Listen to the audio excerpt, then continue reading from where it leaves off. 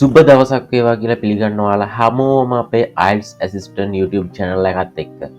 ඉතින් මෙච්චර දවසක් අපි මේ channel එකේ කතා කරේ IELTS ඉගෙන ගන්න අයට කොහොමද යාළගේ ස්පීකින් ටික හදාගන්නේ කියලා.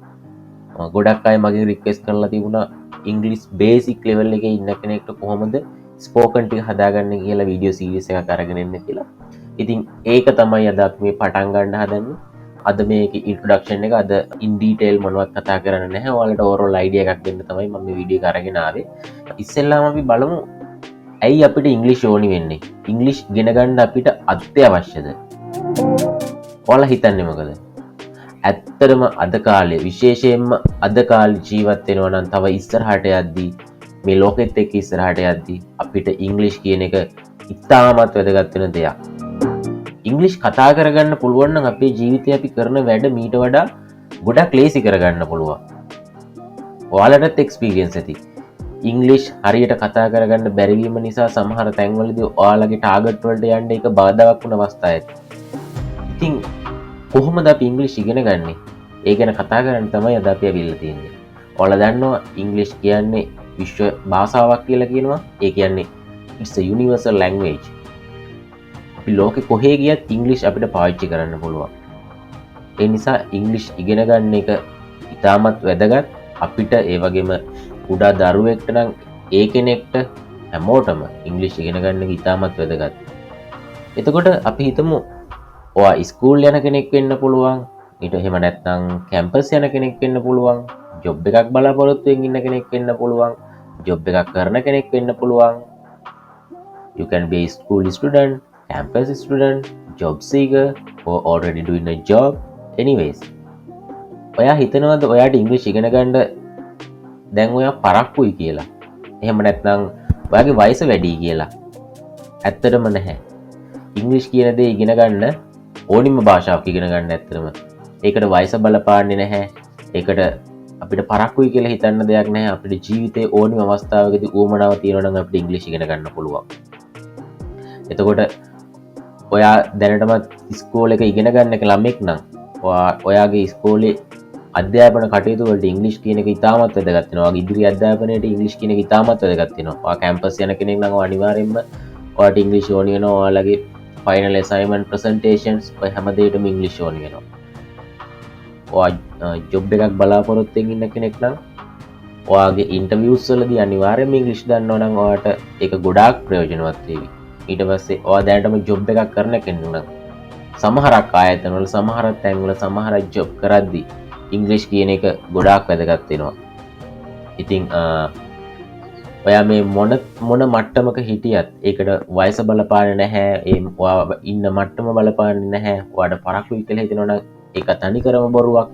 ඉතින් අද ඉඳන් ඔයා මේ වීඩියෝ සීරීස් එක හරියට මුලින් ඉඳන් බලන්න පටන් ගත්තොත් මට ඔයාලට සහතික වෙන්න පුළුවන් මේක ඉවරෙදී අනිවාර්යයෙන්ම ඔයාලා ඉංග්‍රීසි කතා කරනවා.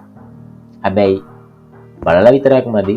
මේකේ තියෙන එක්සර්සයිස් ටික කරන්න ඕනි. කියන විදිහට ඒ වැඩ ටික වෙන්න ඕනි. එහෙම වුණොත් ඔයාලට මේකෙන් දෙයක් ගන්න පුළුවන් වේවි. ඊට පස්සේ අපි බලමු ඇයි අපිට ඉංග්‍රීසි කතා කරන්න බැරි? Why can't we speak English? සමහර අයට හොඳට කතා කරන්න පුළුවන්. සමහර කෙනෙක්ට කතා කරන්න බැහැ.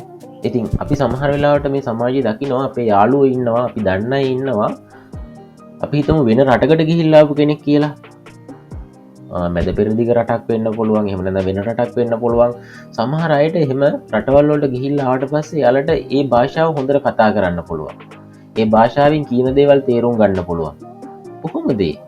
යාලා ඒ රටවල් වලට ගිහිල්ලා ඒ භාෂාව ඉගෙනගෙනද? නැහැ. සමහර රටවල් තියෙනවා අපි ජපාන් එහෙම නැත්නම් කොරියා වගේ යනවා නම් අපි ඒ ලැන්ග්වේජ් ඉගෙනගෙන යන්නේ.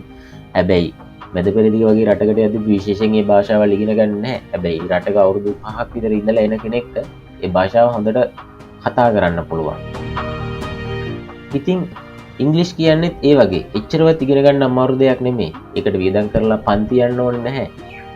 YouTube එකේ ගොඩාක් වීඩියෝස් තියෙනවා. තව අයගේ වීඩියෝස් තියෙනවා. ලංකාවේ අයගේ වීඩියෝස් තියෙනවා. වෙන රටවල අය ඉංග්‍රීසි ඉගෙන ගන්න විදිහ ගැන වීඩියෝස් කරලා තියෙනවා. ඒ දේවල් ඕනේ දෙයක් වලට බලන්න පුළුවන්. ඊට අමතරව අද අපි මේ පටන් ගන්න වීඩියෝ සීරීස් එක මුලින් ඉඳන් ඔයාලා හරියට බලලා ඒ දේවල් ෆලෝ කරොත් අනිවාර්යයෙන්ම මේකෙන් ඔයාලට ස්පෝකන් ඉංග්‍රීසි ටික හදාගන්න එක පිටිවහලක් වේවි.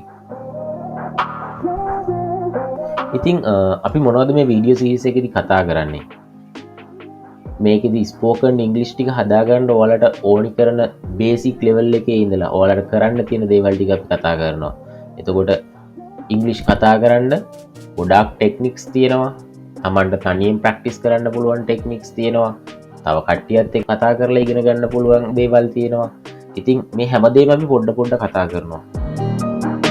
ස්ටෙප් බයි ස්ටෙප් ඔයාලට මේ ටෙක්නික්ස් කොහොමද යූස් කරන්නේ? එතකොට ඉංග්ලිෂ් කතා කරන නම් ඔයාලා දැනගන්න ඕන දේවල් මොනවද? ඔයාලා ග්‍රැමර් දැනගන්න ඕනිද? ඔයාලට වොකැබුලරිස් ඕනි වෙනවද?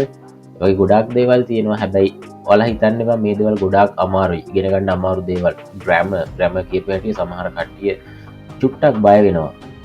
ඒ බය වෙන්නේ ඇත්තටම ඔයාලා ග්‍රැමර් ඉගෙන ගන්න විදිහත් එක්ක. හරි විදිහට ස්පෝකන් වලට අවශ්‍ය වෙන විදිහට කොහොමද මේ දේවල් ඉගෙන ගන්න කියලා අපි ඊළඟ වීඩියෝ සීරීස් එකේ ඉඳලා පටන් ගන්නවා. මේක වීඩියෝ සීරීස් එකක් විදිහට මම ඔයාලට අරගෙන එන්නේ. එතකොට එක වීඩියෝ එකක්වත් මග අරින්න එපා.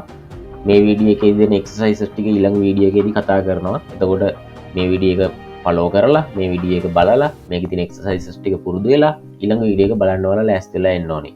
එතකොට අද වීඩියෝ එකෙන් ඊට වඩා අපි ඉන් ඩීටේල් මොනවද ඉංග්‍රීසි ලැන්ග්වේජ් එක ගැන කතා කරන්න නැහැ. මේක අපේ ඉන්ට්‍රොඩක්ෂන් එක. ඉතින් ඔයාලට මොන හරි මේ වීඩියෝ සීරීස් එකට ඇඩ් වෙන්න ඕන දේවල් තියෙනවා නම් පහලින් කමෙන්ට් එකක් දාන්න. ඊට පස්සේ ඉංග්‍රීසි බේසික් ලෙවල් එකේ ඉන්න කවුරු හරි ඔයාලා දන්න කෙනෙක් ඉන්නවනම් කුඩා ඉස්කෝලේ යන දරුවෙක් වෙන්න පුළුවන්. එහෙම නැත්නම් ඔයාලගේ යාළුවෙක් වෙන්න පුළුවන්. ඔයාලා ජොබ් එක කරන තැන යාළුවෙක් වෙන්න පුළුවන්. ඕනිම කෙනෙක්ව මේ වීඩියෝ සීරීස් එකට එකතු කරන්න. මේ channel එක එයාලට ෂෙයා කරන්න.